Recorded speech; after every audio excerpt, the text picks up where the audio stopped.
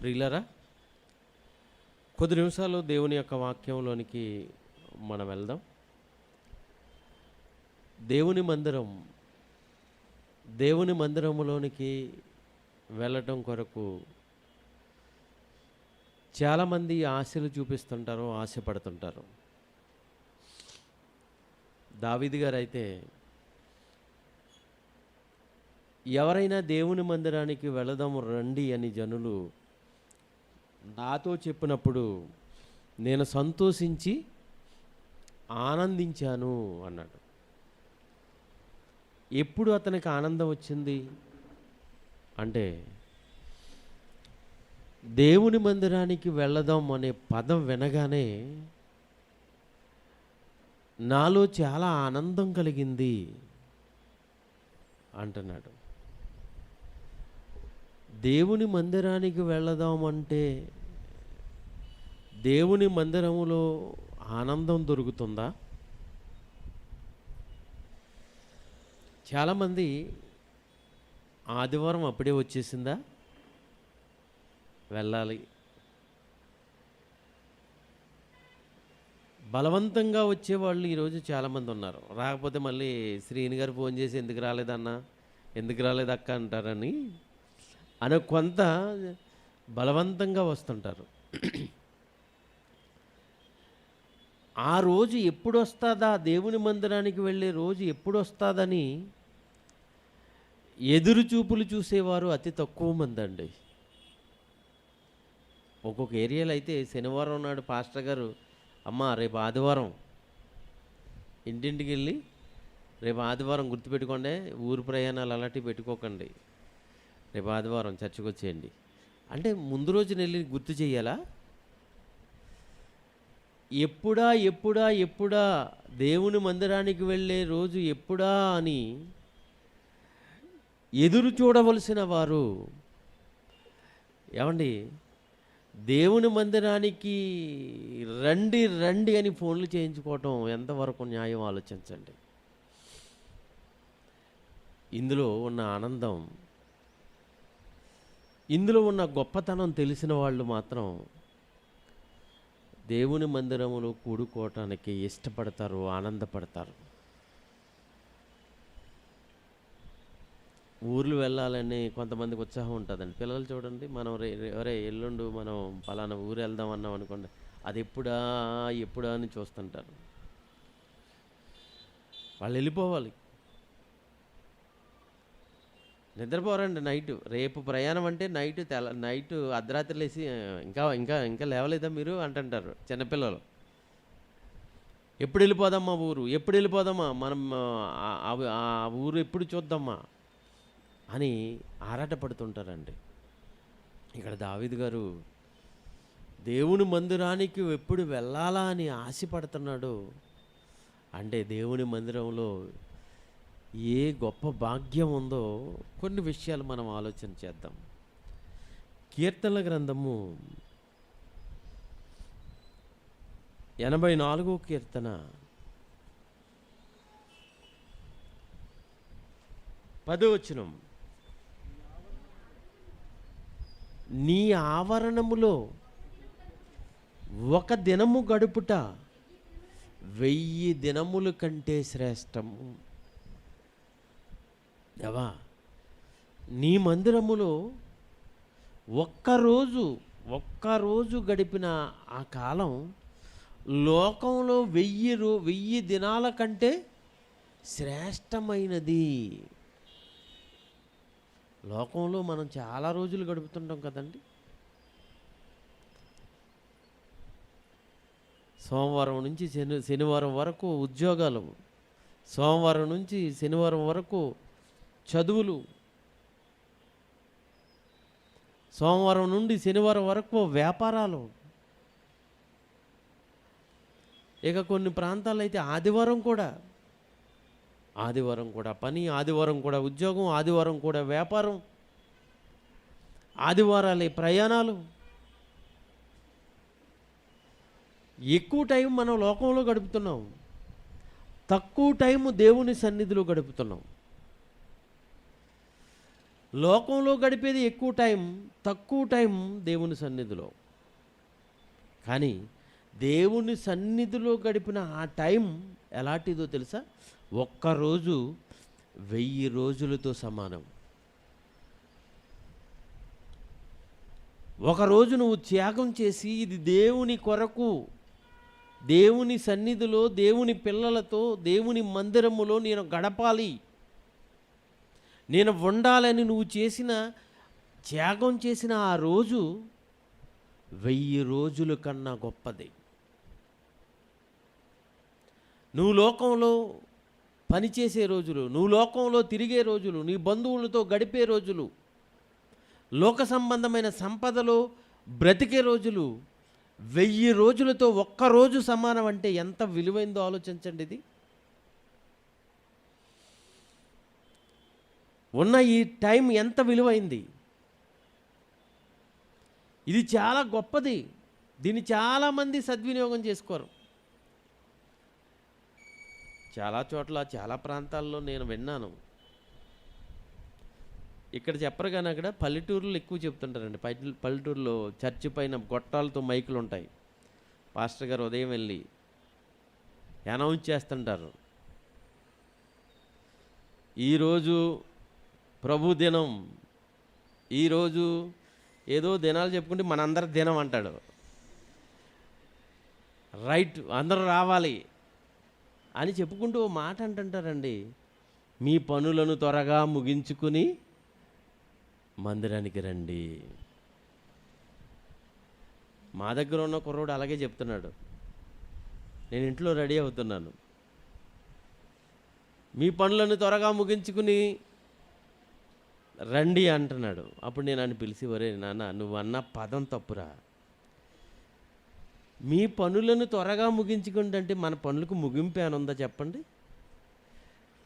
ఈ ముగింపు లేదు, కంటిన్యూగా జరుగుతూనే ఉంటాయి. మన పనులు ఎప్పుడూ ముగింపు లేదండి, జరుగుతూనే ఉంటాయి.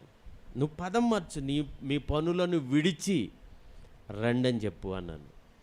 నిజమేనండి, మా చర్చిలో అలాగే అనౌన్స్ చేస్తుంటారు, ఇంకా మీ పనులను విడిచిపెట్టేయండి, విడిచిపెట్టి రండి, టైం అయిపోయింది, టైం అయింది, రండి రండి రండి అని అంటున్నారు. అంటే అలాగే అనౌన్స్ చేసినా కొంతమంది పాటలు అయిన తర్వాత వస్తారు, కొంతమంది బైబిల్ పట్టణం అయిన తర్వాత వస్తారు, కొంతమంది మొదటి ప్రసంగం అయిన తర్వాత వస్తారు, 2 ప్రసంగాలు ఉంటే మొదటి ప్రసంగం అయిన తర్వాత వస్తారు, కొంతమంది మెయిన్ ప్రసంగం అయిన తర్వాత వస్తారు, కొంతమంది ఆఖరిని ప్రభు బల్లో పాల్గొండే టైంకి వెళ్దాం బ్రదరు, ఆ రొట్టె తీసుకుని ద్రాక్షరసం తాగేసి వెళ్ళిపోదాం. మరి కొంతమంది ఆఖరిని కానుకలేసి టైంలో వచ్చేవాళ్ళు కూడా కొంతమంది ఉన్నారు. రాత్రి తమ్ముడు అంటున్నాడు, ఎంత టైం అయింది తమ్ముడు వచ్చాను, అన్నయ్య మీరు ముగింపు ఆమెనన్నారు, అంటే నేను గ్రౌండ్లోకి ఎంటర్ అవ్వను అన్నాడు. మళ్ళీ ట్రాఫిక్లో ఇరుక్కుపోయారట, రావాలని ప్రయత్నం చేశారు, కానీ ముగింపు ప్రార్థన టైంకి వచ్చారు. ప్రియులారా, శ్రేష్టమైన ఈ సమయాన్ని వృధా చేసుకుంటున్నారు చాలామంది.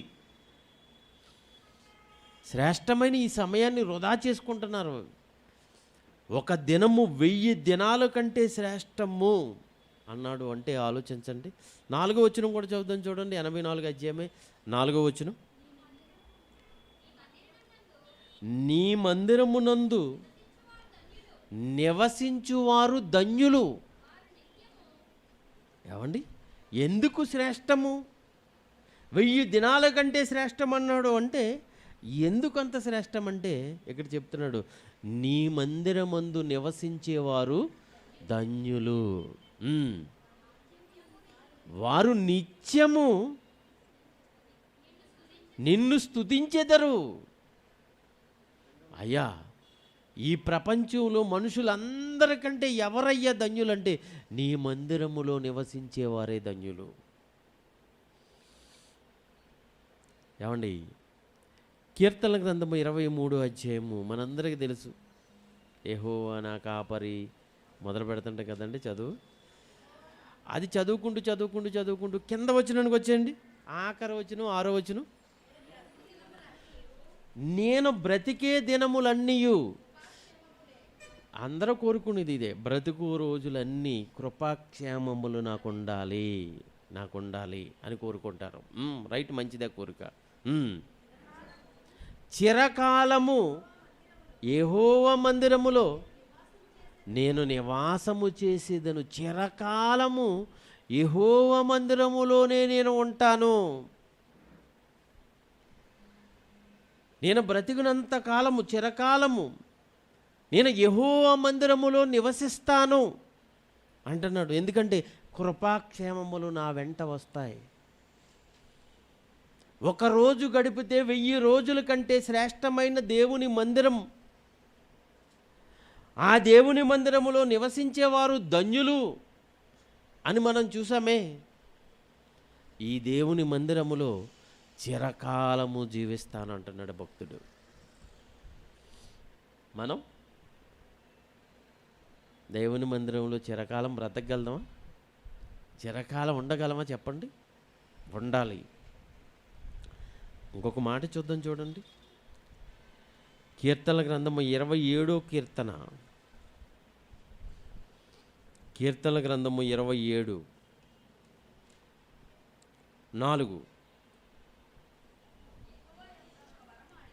కీర్తనల గ్రంథము 27:4. యెహోవా యొద్ద నేను ఒక వరం అడిగి తిని. ఏమండి, దేవుని దగ్గర వరాలు అడుగుతారు చాలామంది. ఏమడుగుతాం? నాకు ఆయుష్ని, ఆరోగ్యాన్ని, నాకు ధనాన్ని, నాకు భూముల్ని, నాకు ఇల్లుని, ఇవే కదండి మనం అడుగుతాం. దేవుడే ఇప్పుడు మన ముందు ప్రత్యక్షమై, బిడ్డ నీకు ఒక వరం ఇస్తున్నాను, ఏం అడుగుతావు అడుగు, నేను ఇస్తానన్నాడు అనుకోండి. ఏం అడుగుతారు చెప్పండి మీరు? ఏమడుగుతారు? నేను చదువుకునే రోజుల్లో మా మాస్టర్ ఒకటి పాఠం చెప్పాడు. ఓ భక్తుడు తపస్సు చేశాడట. భగవంతుడు ప్రత్యక్షమయ్యాడట. భక్త, నీ భక్తికి మెచ్చితిని, నువ్వు వరం కోరుకో, నేను ఇస్తాను అంటే, ఆడు బంగారం పిచ్చాడు. నేను ముట్టిందల్లా బంగారం అయిపోవాలి.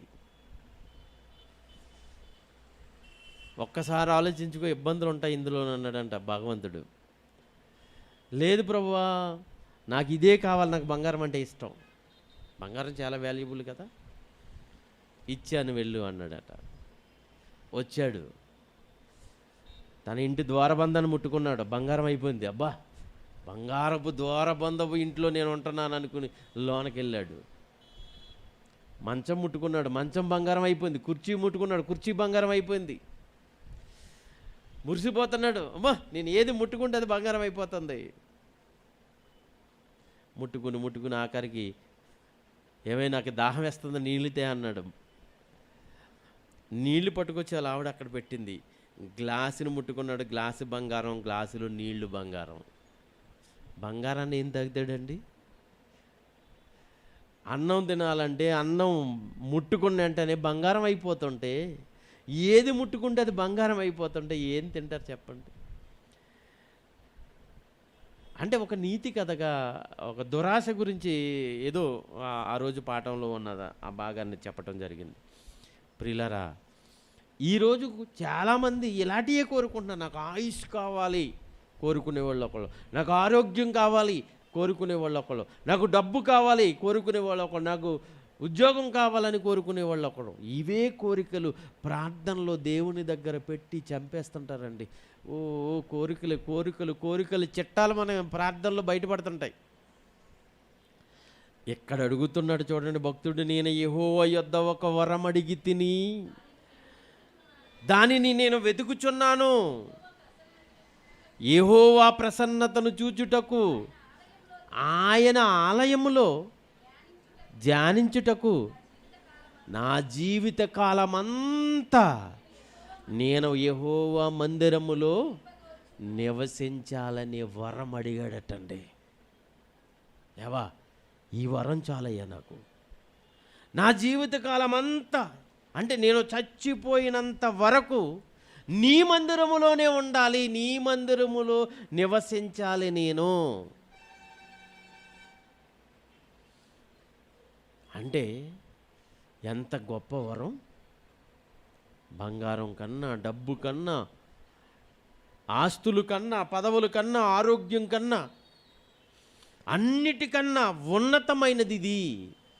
ఈ వరము నేను దేవుణ్ణి అడుగుతున్నాను. ఈ వరం చాలు. నా జీవితకాలమంతా నీ మందిరములో నేను నివసిస్తే చాలు నాకు. ఈ లోకంలో పదవులు, ఐశ్వర్యాలు, అంతస్తులు, బంగారాలు, ఈ లోక సంబంధమైనవన్నిటికన్నా ఇది మిన్న గనుకే ఈ వరం అడిగాడు. దేవుని మందిరములో నా జీవితకాలం అంతా నేను నివసింపాలి, జీవించాలి. ఏమండి, ఇది దేవునికి ఇష్టమైన బిడ్డలు అడుగుతున్న వరం. మీరు అడుగుతున్నారా? నేను అడుగుతున్నానండి. నేను అదే అడుగుతాను. నా జీవితకాలం అంతా నీ మందిరములోనే నేను నివసిస్తాను. ఇప్పుడు మీకు ఒక డౌట్ వచ్చేయచ్చు, జీవితకాలం అంతా అంటారా? ఆదివారం వచ్చి 2 గంటలకే మాకు ఇబ్బంది అవుతుంటే, జీవితకాలం అంటే మేమందరం ఎక్కడే ఉంటే, ఇక్కడే వంటశాల పెట్టాలి, ఇక్కడే టాయిలెట్స్ పెట్టాలి, ఇక్కడే బెడ్లు వేయాలి, మేము ఇక్కడే ఉండాలనుకుంటున్నారా? ఈ డౌట్ మీకు రావచ్చండి. కానీ మందిరం అంటే ఏంటి అర్థం చూసుకోవాలి ముందు, దాంట్లోకి వెళ్దాం. అసలు మందిరం అంటే అర్థం ఏంటి? కనబడుతున్న కట్టబడిన మనుషులు కట్టబడిన ఇవా మందిరాలు? పెద్ద మందిరం కట్టేసామండి మేము అంటారు చాలామంది.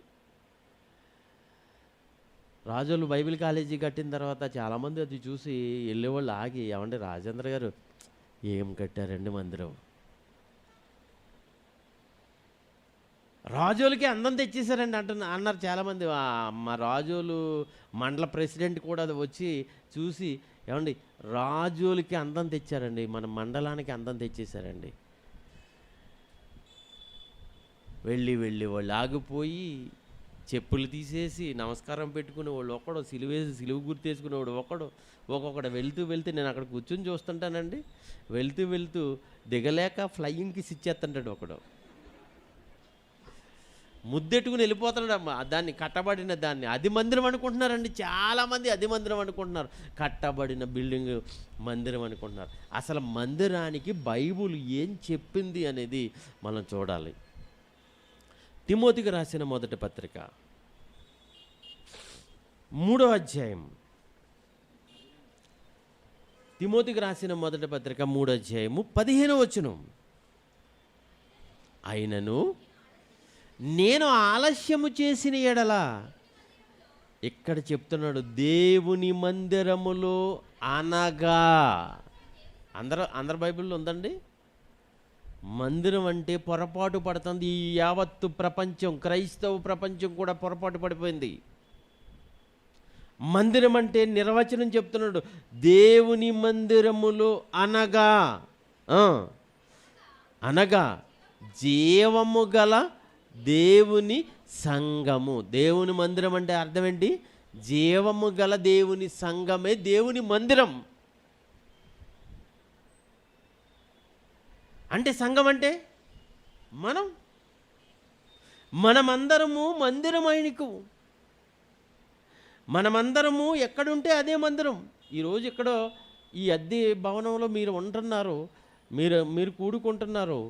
ఏమండి, మీరందరిలోనూ ప్రోత్సాహం వచ్చి, ఏమండి ఎంతకాలం అద్దె కడతామండి, ఎంతకాలం వెళ్తూ ఇబ్బంది పడతామండి, మనం అందరం ఒక సొంతంగా స్థలం కొనుక్కుని ఎక్కడైనా కట్టుకుందామా అని మీలో ప్రేరేపణ వచ్చి కట్టుకున్న ఒక స్థలం కొనుక్కుని అక్కడికి వెళ్ళిపోయారు అనుకోండి, మందిరం అక్కడికి వెళ్ళిపోద్ది. ఇక్కడ ఇందులో ఏదో షాపింగ్ మాల్ ఏర్పడుతుంది. అర్థమైందండి? ఇది మందిరం అవ్వదు. మీరెక్కడుంటే అదే మందిరం, నిజమైన మందిరం. మనమంతా జీవము గల దేవుని మందిరం. అది నిర్జీవమైనది, నిర్జీవమైన రాళ్లతో, ఇనుముతో, కంకరతో, ఇసుకతో కట్టబడిన వాటిని చూసి మందిరాలు అనుకుంటున్నారు. కానీ అసలు సిసలైన మందిరం మనము, సంఘము దేవుని మందిరమా? ఇంకా కొన్ని మాటలు చూద్దాం, చూడండి. పేతురు రాసిన మొదటి పత్రిక 2వ అధ్యాయం 5వ వచనం. పేతురు రాసిన మొదటి పత్రిక 2:5.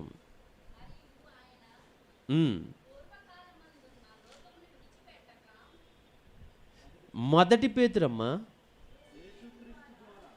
మొదటి పేతురు 2:5. యేసుక్రీస్తు ద్వారా దేవునికి అనుకూలమునగు ఆత్మ సంబంధమైన బలులు అర్పించుటకు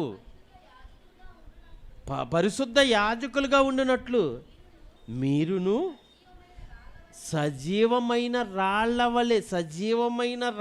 వలె ఉండి ఆత్మ సంబంధమైన మందిరముగా కట్టబడుచున్నారు. మనమే మందిరం, ఒక్కొక్కరము ఒక్కొక్క సజీవమైన రాయి, సజీవమైన రాళ్ల వలె మనం అందరము దేవునికి ఆత్మ సంబంధమైన మందిరంగా కట్టబడుతున్నాము. అర్థమవుతుంది కదండి. ఇంకో వచనం చూద్దాం. ఎఫెసీయులకు రాసిన పత్రిక 2:20 కూడా చూద్దాం. ఎఫెసీయులకు రాసిన పత్రిక 2:20. క్రీస్తు యేసే అంటే ఈ మందిరానికి మొట్టమొదటి రాయి ఎవరు? యేసుక్రీస్తు. క్రీస్తు యేసే ముఖ్యమైన మూలరాయి ఉండగా అపోస్తులు ప్రవక్తలను వేసిన పునాది మీద మీరు కట్టబడి ఉన్నారు. ఏమండి, మనమందరము ఒక చక్కటి పునాది మీద, క్రీస్తు అనే పునాది మీద మనం కట్టబడుతున్నాం. మనమంతా దేవునికి మందిరం కనుక జీవము గల దేవుని మందిరం అనగా జీవము గల దేవుని సంఘం. అర్థమైంది కదండి. కనుక ఇప్పుడు ముందు వచనాలకు వెళ్దాం. నేను ఒక వరం అడిగి తిని, ఆ వరం ఏంటంటే నా జీవిత కాలమంతా నేను యెహోవా మందిరములో, దేవుని మందిరములో నివసింప గోరుచున్నాను.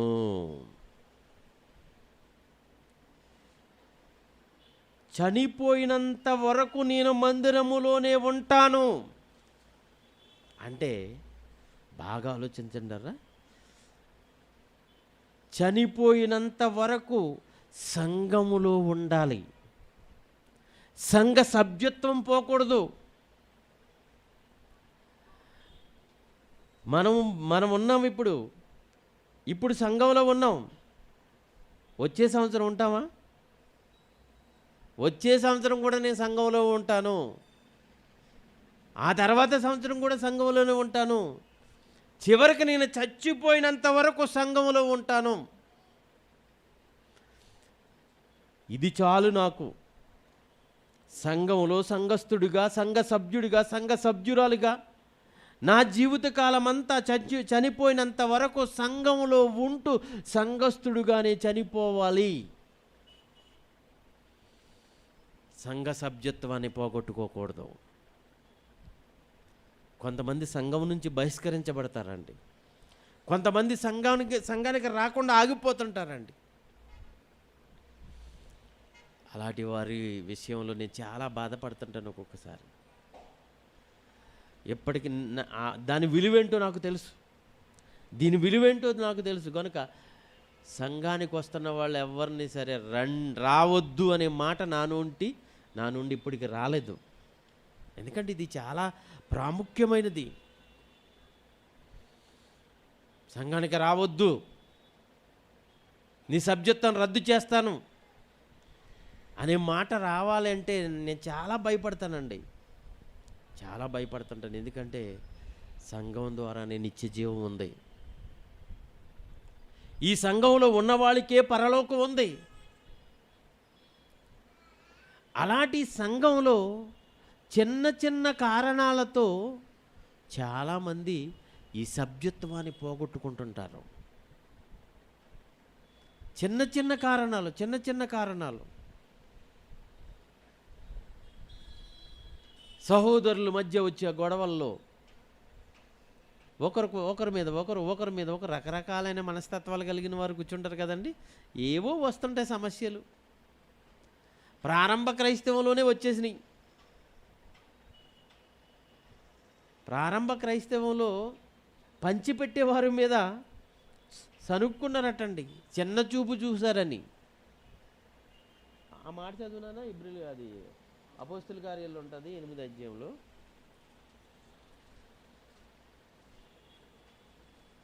ఎబ్రీ భాష మాట్లాడేవారు గ్రీకు భాష మాట్లాడేవారి మీద, లేకపోతే గ్రీకు భాష మాట్లాడేవారు ఎబ్రీ భాష మాట్లాడేవారి మీద సనుగుకున్నారట. 6వ వచనం, 6వ అధ్యాయం 1వ వచనం. ఆ దినములలో శిష్యుల సంఖ్య విస్తరించుచున్నప్పుడు అనుదిన పరిచర్యలో తమలోని వెధవరాండ్రను చిన్న చూపు చూచిరని హెబ్రీల మీద గ్రీకు భాష మాట్లాడేవారు. ఏమండి, గ్రీకు భాష మాట్లాడేవారు హెబ్రీల మీద సనిగారట. ఏమని? మా గ్రీకు భాష మాట్లాడే విధవరాళ్లను చిన్న చూపు చూస్తారా, మీరు తక్కువగా చూస్తారా? సనుగుకున్నారటండి. అంటే పరిశుద్ధాత్ముడు నడిపింపు జరుగుతున్న ప్రారంభ క్రైస్తవ్యంలోనే ఈ సనుగులు ప్రారంభమైనవి. అంటే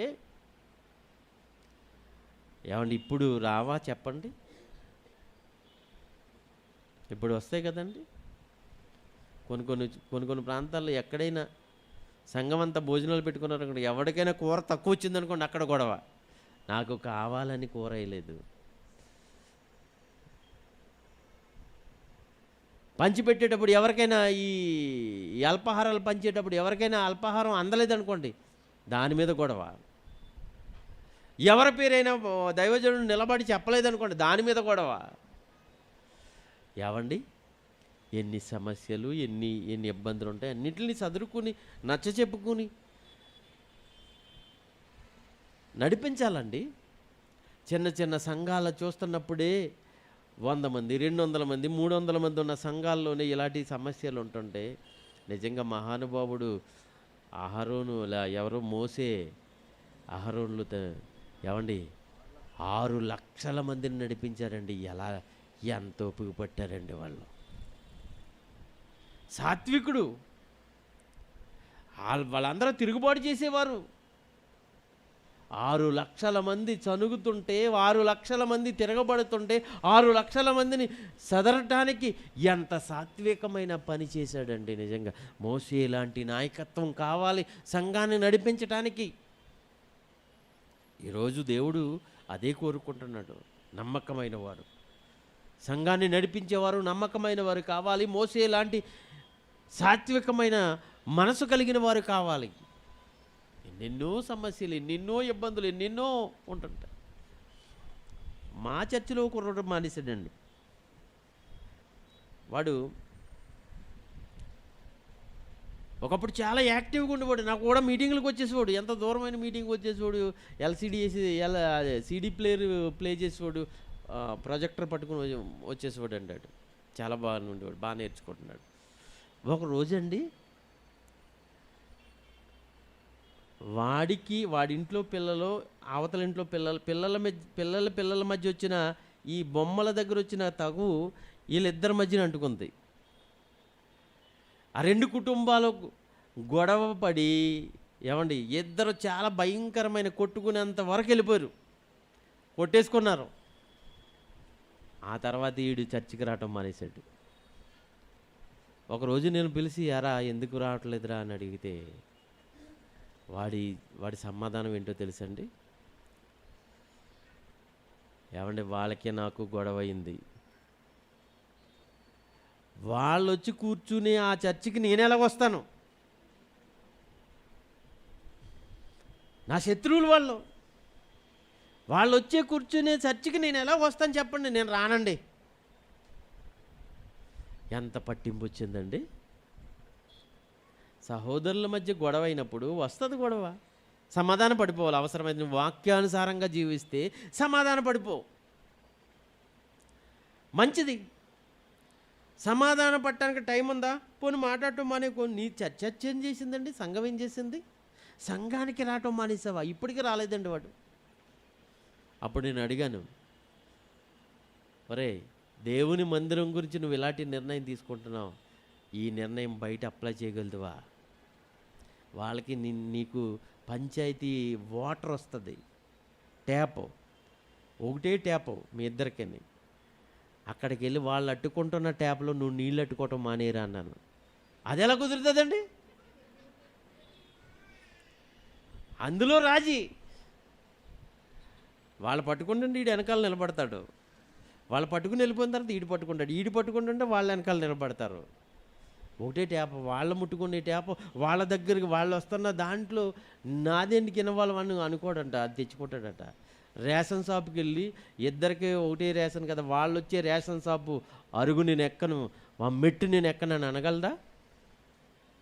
అంతెందుకురా, నేను ఆఖరికన్నా అంతెందుకురా, వాళ్ళని నడుస్తున్న రోడ్లో నువ్వు నట్టం మానేయి. అందులో రాజీ, అందులో తగ్గింపు, ఈ బ్రతుకు తెరువులో తగ్గింపు. మరి చర్చ్ అంటే అంత చులకనైపోయిందా? సంఘం అంటే అంత చులకనైపోయిందా?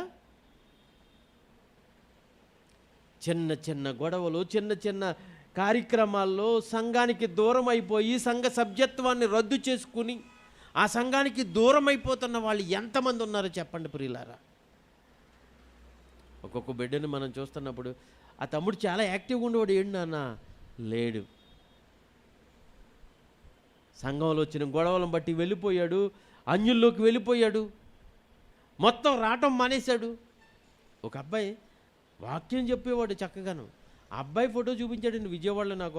ఒక అతను ఒక గుడికి వెళ్ళి గుళ్ళో దండం పెట్టుకుంటున్నాడు. ఏంటి ఎంత దారుణం అయిపోయాడు, అతని పరిస్థితి అలాగైపోయిందండి. పంతాలు, పట్టింపులు, వీటి వలన ఎంత భయంకరమైన పరిస్థితిలోనికి వెళ్ళిపోతున్నారో చూడండి ప్రియులారా. జీవితకాలం అంతా చావు వచ్చేంత వరకు నేను నీ మందిరములోనే నివాసం చేయగోరుచున్నాను.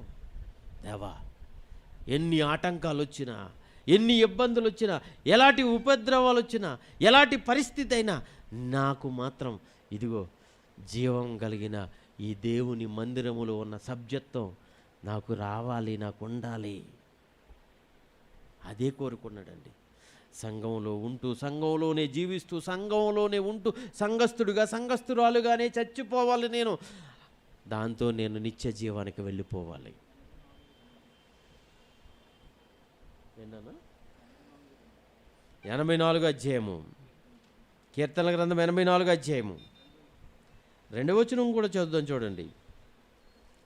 కీర్తనల గ్రంథం 84 అధ్యాయము 2వ వచనం.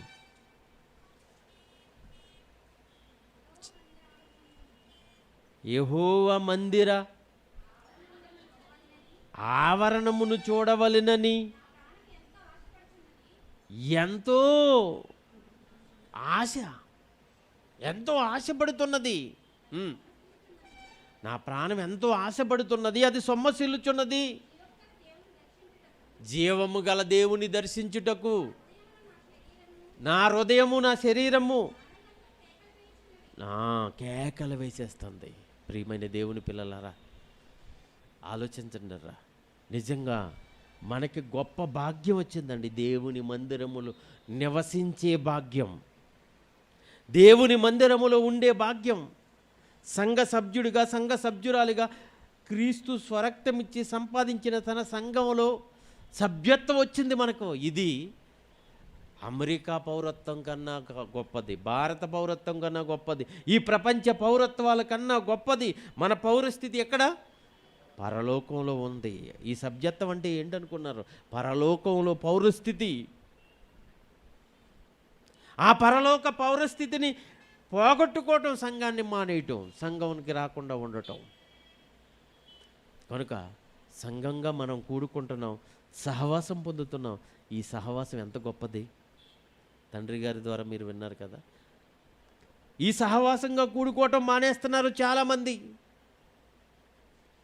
చాలా హైదరాబాద్లో చాలా ఉంటాయండి బిల్డింగుల్లో ఉంటుంటాయి. ఆ బిల్డింగుల్లోకి వెళ్ళి ఏకాంతంగా ప్రార్థన చేసుకుని వచ్చేస్తుంటారు. నేను చర్చికి వెళ్ళిపోయినండి, నేను మందిరానికి వెళ్ళిపోయినండి. ఏకాంతంగా ప్రార్థన చేసుకోవటానికి నువ్వు వెళ్ళవసరలేదు. సంఘం అంటే చాలామంది అది అనుకుంటున్నారు. అది కాదు. ప్రార్థన చేసుకోవడానికి వెళ్ళేది కాదు. అంచె దినాల్లో దేవుని మందిరం ఎలా ఉంటుందో తెలుసా?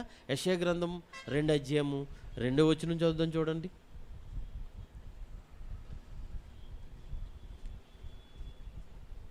యెషయా గ్రంథం 2 అంచె దినములలో పర్వతముల పైన యెహోవా మందిర పర్వత శిఖరమున సిద్ధపరచబడి కొండల కంటే ఎత్తుగా ఎత్తబడును. ప్రవాహం వచ్చినట్లు సమస్తమైన అన్యజనులు దానిలోనికి వచ్చెదరు. ఆ కాలమున సియోనులో నుండి ధర్మశాస్త్రము, యెరూషలేములో నుండి యెహోవాకు బయలు వెళ్ళును. జనములు గుంపులు గుంపులుగా మందిరానికి వస్తారట. యాకోబు దేవుని మందిరానికి, యెహోవా పర్వతమునకు మనము వెళ్ళుదాము రండి. ఏమండి, దేవుని మందిరానికి వెళ్ళి ప్రార్థన చేసుకునే మందిరం కాదు. సొలొమోను కట్టిన దేవాలయము ప్రార్థన చేసుకునే దేవాలయం అది. ఆ దేవాలయం అంతా నిర్మాణం చేసి ఓపెనింగ్ పెట్టి, ఓపెనింగ్ రోజున దేవా నువ్వు వచ్చి ఇక్కడ ఉండు, నీకు వరకు మందిరం కట్టేసావని సొలొమోన్ అంటే, అప్పుడు సొలొమోన్తో దేవుడు ఏమన్నాడు తెలుసా? నేను ఉండమంటావా? నా సైజు చెప్తున్నాను, వింటావా నువ్వు అన్నాడు. ఏంటి ప్రభువా నీ సైజు? ఆకాశం నా సింహాసనము, భూమి నా పాదపీఠం. నువ్వు కట్టిన మందిరం నన్ను పడుతుందా సొలొమోను? సొలొమోనుకి అర్థమైపోయింది, జ్ఞానవంతుడు కదండి. నిశ్చయముగా దేవుడు ఈ లోకమందు నివాసము చేయుడని నాకు తెలిసిపోయింది. ఎందుకంటే ఆయన మహాకాశాలు సైతం పట్టజాలవు. అయినా ఎంత కష్టపడి కట్టాను కదా ప్రభువా, ఒక్కసారి నా మనవి ఆలకించు. ఈ దేవాలయము తట్టు తిరిగి ఎవరైనా సరే ప్రార్థన చేస్తే ఆ ప్రార్థన పరలోకం నుండి నువ్వు విని ప్రతిఫలం ఇస్తావా అని అడిగాడు. ఓకే సొలొమోన్, నీకు గ్రాంట్ చేశాను అన్నాడు దేవుడు. కనుక అనేక జనులకు ప్రార్థన మందిరము అనబడును. అది ప్రార్థన. ఇప్పటికీ వెళ్ళండి మన వాళ్ళు యెరూషలేం ప్రాంతానికి వెళ్ళి ఒక గోడ ఉంటుందండి, ప్రార్థన గోడ. ఆ గోడ మీద చెయ్యేసి ప్రార్థన చేసి వచ్చేస్తుంటారు. ప్రార్థనా మందిరం అది. అంచె దినాల్లో వచ్చే మందిరం మరో మందిరం అది. ఆకాశము అంటే శిఖరమున ఎత్తబడే మందిరం, చాలా పెద్ద మందిరం. అదే సంఘం గురించి ప్రవచనం అండి. అది యెరూషలేములో నిర్మాణం అయ్యే సంఘం గురించి, ప్రారంభ సంఘం గురించి ప్రవచనం, ఇప్పుడున్న సంఘం గురించి ప్రవచనం అది. ఇది చాలా పెద్ద మందిరం. యావత్తు ప్రపంచంలో ఉన్న క్రైస్తవులందరూ ఒక్కొక్క రాడై, ఒక్కొక్క సజీవమైన రాయి కట్టిన మందిరం ఎంత ఉంటుందో చూడండి. అది చాలా పెద్ద మందిరం. ఈ మందిరంలోనికి జనులు ఎందుకు వస్తారట? చదువమ్మమాట. ఈ మనం దేవుని మందిరం, యెహోవా మందిరమునకు వెళ్ళుదము రండి, ఆయన తన మార్గముల విషయమై మనకు బోధించును. అంటే బోధ వినటానికి మందిరానికి రావాలి. ఇప్పుడు ఈ ఆత్మ సంబంధమైన మందిరం ఎక్కడుంటే అక్కడ మందిరం. ఇదిగో ఇక్కడ మనం ఉన్నాం, ఇది మందిరం. రాత్రికి రమ్య గ్రౌండ్లో ఉంటాం, అది మందిరమే. మనమంతా అక్కడ ఉంటాం కదా, అది మందిరమే.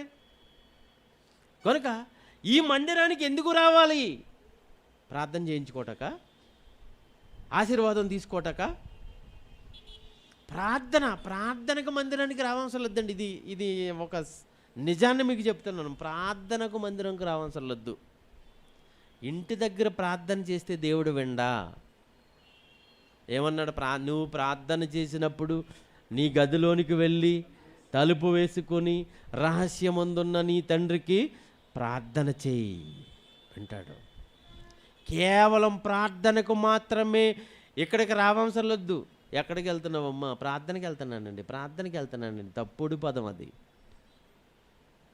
ప్రార్థన కాదు, వాక్యం వినటానికి వెళ్ళాలి. బోధ. ఈరోజు అండి నిజంగా మన తండ్రి గారు, ఆత్మీయ తండ్రి గారు జైశాలి గారు ఏమండి నేర్పించే కేంద్రాలుగా మలిచారండి. బైబిల్ ఓపెన్ యూనివర్సిటీ ఇండియా ఇంటర్నేషనల్లో ఎక్కడ చూడు కళాశాలలు కానీ రీసెర్చ్ సెంటర్ కానీ ఇవన్నీ క్రైస్ట్ చర్చ్ అని పేరు పెట్టుకున్నా వెళితే అక్కడ ఏముంటుంది?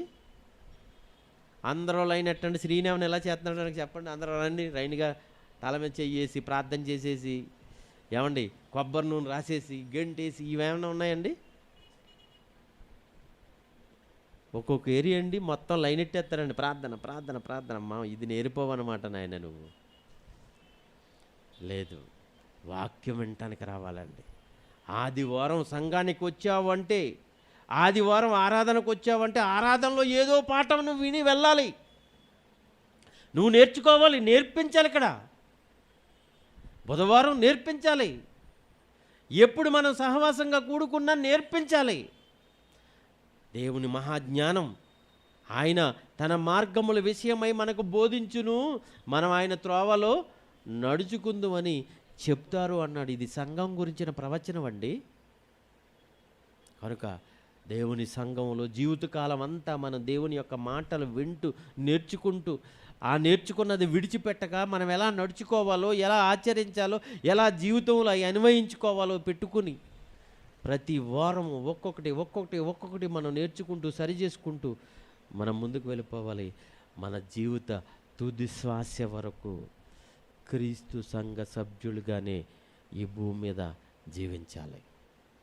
ఎంతకన్నా గొప్ప వరం ఏదీ లేదండి. ఇది కోరుకోండి దేవుణ్ణి.